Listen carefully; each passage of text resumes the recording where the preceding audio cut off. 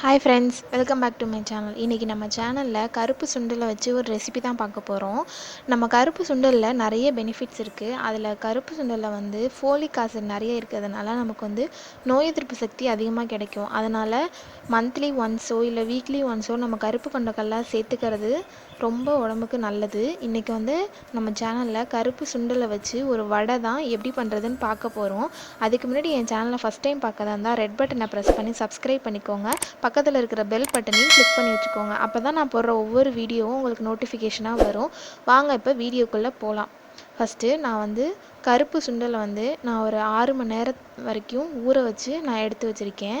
இப்போது இதை அரைக்கிறதுக்காக நம்ம எடுத்துக்கலாம். அரைக்கிறதுக்கு இது கூட என்னென்னலாம் ஆட் பண்ணணும்னு நம்ம பார்த்துடலாம். இப்போ இது கூட வந்து ஒரு ஸ்பூன் வந்து சோம்பு ஆட் பண்ணிக்கிறேன். அப்புறமா உங்கள் காரத்துக்கு தகுந்த மாதிரி வரமிளகா ஆட் பண்ணிக்கோங்க. நான் வந்து ஒரு 6லேருந்து 7 வரமிளகா ஆட் பண்ணியிருக்கேன். அப்புறம் பூண்டு கொஞ்சம் ஆட் பண்ணிக்கலாம்.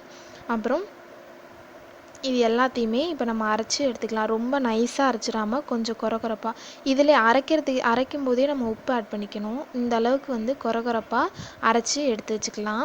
இப்போ அரைச்சதுக்கு அப்புறமா இது கூட வெங்காயம், ஒரு 2 பச்சை மிளகா வந்து ஆப்ஷனல் தான், உங்களுக்கு வேணான்னா உங்களுக்கு வேணாம். கருவேப்பிலை வந்து நான் முழுசாக போடாமல் சின்ன சின்னதாக கட் பண்ணி ஆட் பண்ணியிருக்கேன்.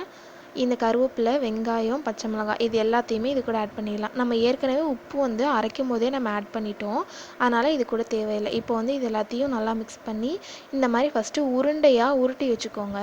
அதுக்கப்புறமா இதை வந்து இந்த மாதிரி வடையாக தட்டி நம்ம எண்ணெயில் பொரித்து எடுத்துக்கலாம். ஒன்று ஒன்றா இப்போ இதில் தட்டி போட்டுக்கலாம்.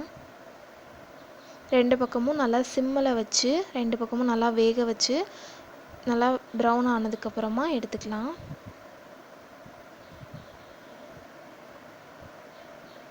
ரொம்ப ஃபுல் ஹீட்டில் வச்சு வேக வச்சிங்கன்னா வெளியில் ரொம்ப செவந்துடும், உள்ளார வேகாது.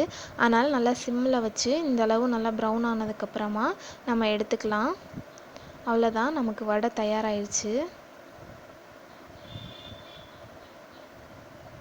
நம்ம கருப்பு கொண்டக்கடலையே தாளித்து குழம்பு வச்சு அந்த மாதிரி செஞ்சு கொடுக்குறத விட இந்த மாதிரி டிஃப்ரெண்ட்டாக வடை மாதிரி தட்டி ஸ்நாக்ஸ் மாதிரி கொடுத்தீங்கன்னா சின்ன குழந்தைங்க எல்லாருமே சாப்பிடுவாங்க.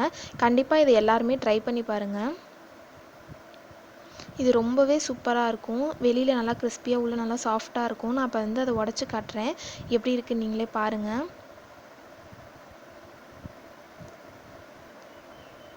கண்டிப்பாக எல்லாருமே ட்ரை பண்ணி பாருங்கள். தேங்க்ஸ் ஃபார் வாட்சிங்.